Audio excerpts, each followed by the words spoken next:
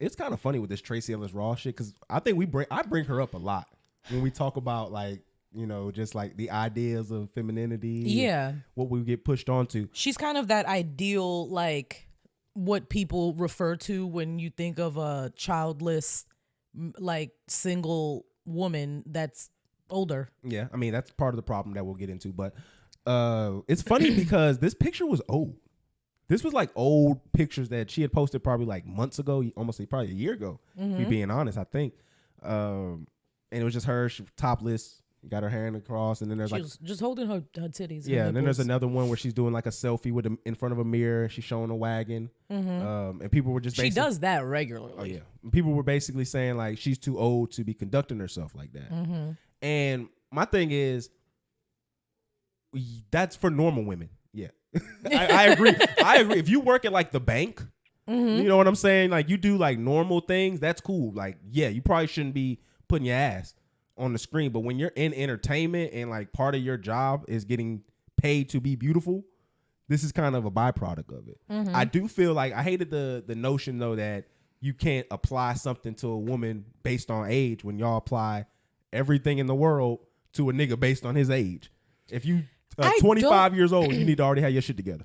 I don't think you can get that off as much as you want to get that off, because as far as like finances, men are expected to have their shit together by like certain points.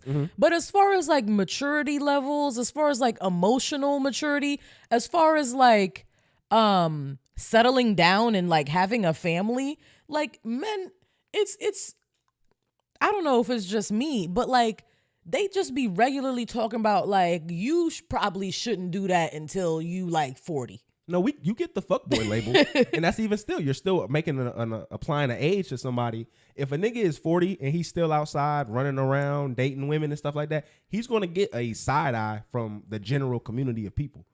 But I just feel like it's more acceptable for a man Especially to do that. Especially if he's not super successful doing it. Say if he's just like middle management type shit, and you just and that's out an here. American culture too. Yeah, that's what I'm saying. That's all we can talk about is American culture. Because like I said, the one thing about it is like when it comes to the whole Tracee Ellis Ross shit, what I want people to understand is you're not as talented as her for the most part. Y'all aren't as beautiful as her for a large part. And your mama's not fucking one of the greatest musical gifts that was Your ever. mama is not Diana Ross. You know what I'm saying? Musical, and was she an actress too? Yeah. Like she was not one of the most entertainment gifts in the world. You yourself, Michael Jackson did not write a song about your mother. You weren't on Girlfriends. Like there's a whole bunch of list of things. Cultural where phenomenon. She can be the exception to the rule. Yeah. But I think that there's nothing wrong with applying levels of modesty with age. It's just a part about having to get a society in order. And if you see someone acting out that may not be conducive to society, I can understand that. Yes, that is the societal norm. If you want to fall outside of a societal norm, as long as like nobody's getting hurt, I just feel like, yeah, people are going to talk about it, but it's not that big of a deal. I feel like when I saw this and I saw the amount of vitriol that people were just saying like she needs to put them away because she's this age, I was like, but the titties is still sitting up. Like, and that don't even matter. Because that's like, all purchased. That don't even matter. Regardless of if you're like a normal woman with breasts that look like the age that you are, your sexuality doesn't have to go away. And like, you can still just be an old hoe. Like, you can post thirst traps if that's what you want to do. Like, but that comes with a criticism though. That comes with a level of criticism. That's my only thing is that you can say, yes, you can do what you want. But like, I think what a lot of people don't understand, in the past, certain ideals were done to restrict women and to stop them from doing things. I think now it's just a criticism. Now, yeah. And I wish that we can further evolve as a society to get to a point where we can be like, oh, look, that old bitch got her titties out. Let me just keep scrolling or unfollow if I don't specifically want to see it. Like, just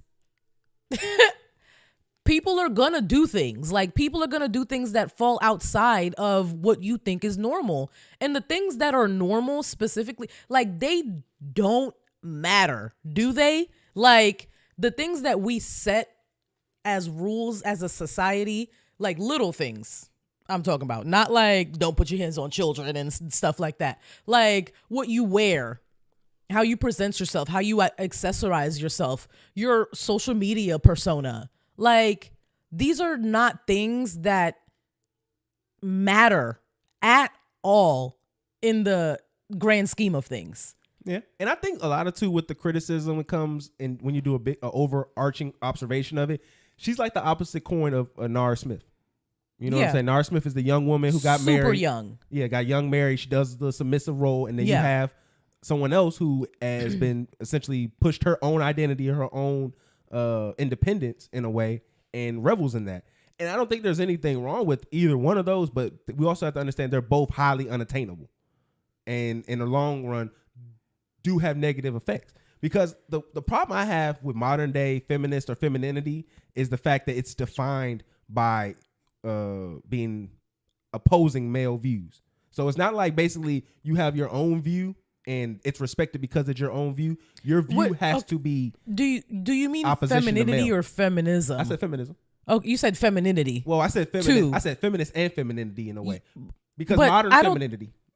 That's what I mean by that. Modern femininity is displayed in a way where your opposition is to men. If you are being opposed to men, that's how you show that you're making a decision. If you look at media in general, like okay, when I think about femininity, I think I'm thinking. Well, you're just thinking about like being a woman. Yeah, I'm saying being a woman and how it's being marketed in media. Okay, and it's about the resistance to a man. Okay. It's not about like, oh, this point is correct. It's my point has to be opposing to a man for it to have validation. Yeah, I have to resist masculinity in any kind of manner for me to show that I'm making a decision or choice. When you say femininity, I think of like an energy, like an essence. So that's why I was like a little bit confused to where you were going. But if you mean like just womanhood, then yeah. It's just like when you go to the TV in the media and you were trying to discern how to be a woman from media, it would essentially be telling you oppose men at all walks of life.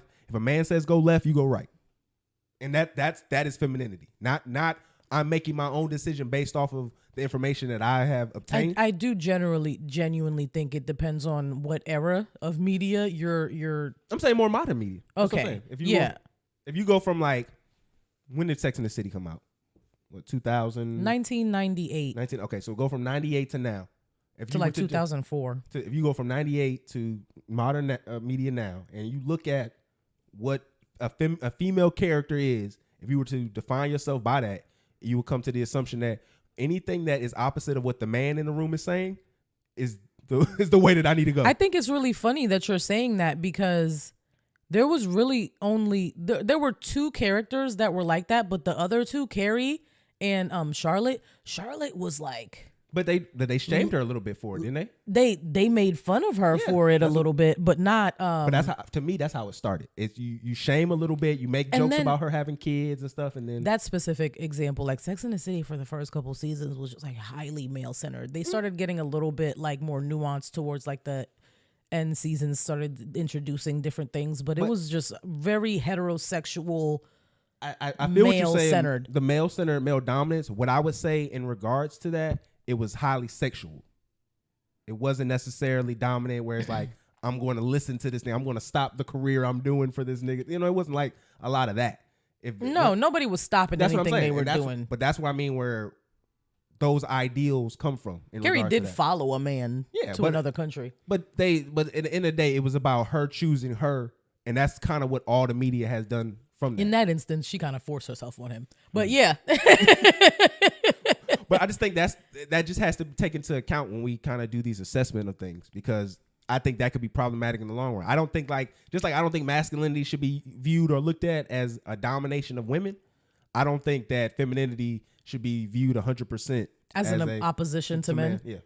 I just feel like because of the way masculinity is presented in a lot of these like red pill kind of like situations, then I feel like women overcorrected and they were like, no, we're on this side because what the fuck is going on over there? Yeah. Because seriously, what the fuck is going on over there?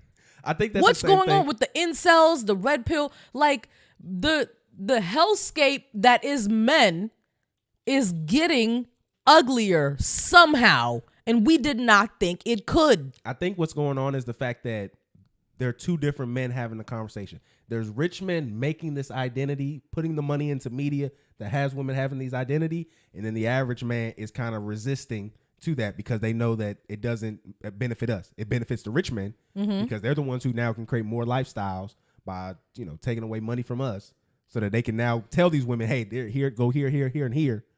And for us as the regular man, we kind of get antsed out. We get inflationed out. Hoflation is what they call it now on the red pill. You get pushed out with that. But I think it's kind of interesting because it kind of goes into this